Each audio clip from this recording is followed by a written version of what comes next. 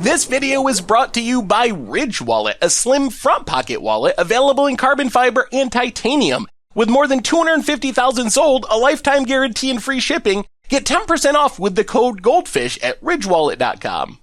Hello everyone, it's Seth, probably better known as Saffron Olive, and it's time for another Instant Deck Tech. So as you know, Monday means it's Modern Monday here in Instant Deck Tech Land, and we have a super crazy toolbox list to check out today. I'm calling this one Fauna's End. It comes to us from WinZip, who took it to a top 8 finish in a small Magic League tournament. So congrats to WinZip on a really unique deck. A quick reminder before we break down Fauna's End for Modern. If you enjoy this deck and you want to see it made into videos, take a minute, click the like button, the subscribe button, leave a comment, anything you can do to support your deck, because whichever deck is most popular gets a shot at being made into videos next week. So Fauna's End is a Living End deck, but it's pretty unique. So to understand how this works, first we got to talk about how we're casting Living End. In Modern, there's basically 2 Living End packages. You're either casting Living End with Cascade spells and cycling a bunch of expensive stuff, or you're using As Foretold. So we're an As Foretold build of the deck. So we're trying to get down an As Foretold, then we can use As Foretold to cast Living End for free. We also have 1 Ancestral Visions just to draw us a bunch of cards. The other sweet thing about this deck is we have a wild curve of one of creatures. So as we're taking up As Foretold, we can also just cast creatures for free if we're not casting Living End. So that is kind of step 1 to the deck. Find As Foretold, hopefully find a Living End. Step 2 to the deck is how are we stocking our graveyard with creatures? And this is where the deck gets really unique. So our primary plan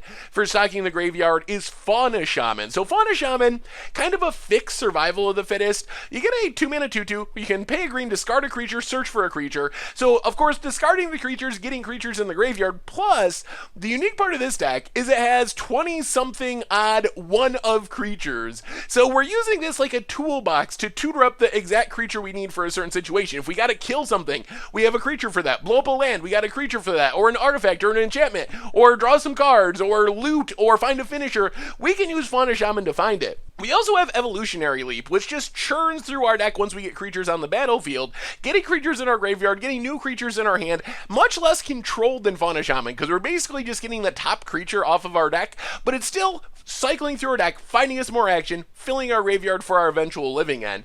Then our deck has only 1 more set of 4-ofs, and that is Birds of Paradise, to fix our mana, to ramp us a little bit. We also have a Dryad Arbor as kind of backup ramp that works with our Evolutionary Leap. We can sacrifice it. Fauna Shaman, we can discard it. So kind of a nice little synergy there.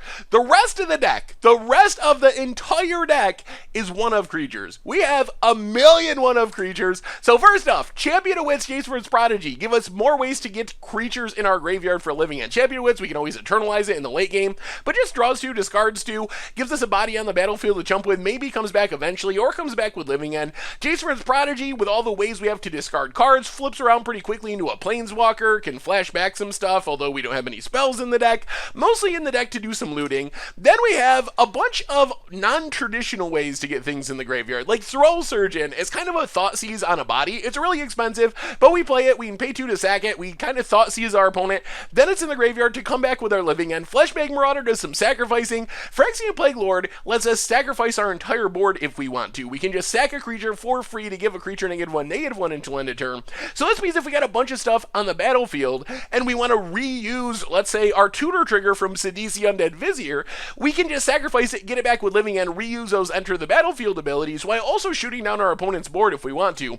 Sidisi tutors up all of our other one-ofs, kind of like a backup version of Fauna Shaman. We can find our Evolutionary Leap, a Fauna Shaman, any of our one-of creatures. Then we have Fulminator Mage, sacrifices itself to blow up a land and then comes back with Living End. Massacre Worm can just massacre our opponent's entire board, maybe even kill our opponent. Plus it puts our little creatures in the graveyard to come back with Living End. Kalida's Trader of Get, we don't have a ton of vampires and zombies, but we do have a few that we can sacrifice away.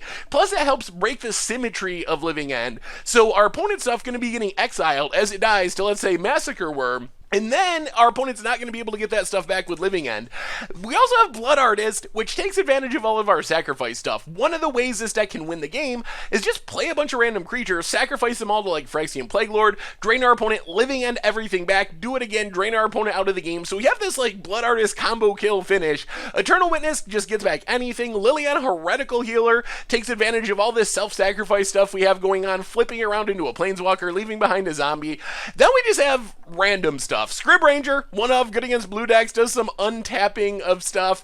Scavenger Ooze, another way to break the symmetry of Living End by eating away our opponent's graveyard, also gaining us some life. Nissa, more Planeswalker flipping. Phantasmal Image can copy anything we want to, so it kind of gives us some redundancy even though we have so many one-ofs. Chupacabra to kill creatures. Acidic Slime to kill artifacts, enchantments, lands. Tireless Striker for card advantage. Squee Goblin to Bob's kind of a wombo combo with our Fauna Shaman, because we can discard it, tutor up a Chupacabra, Acidic Slime, whatever creature we want.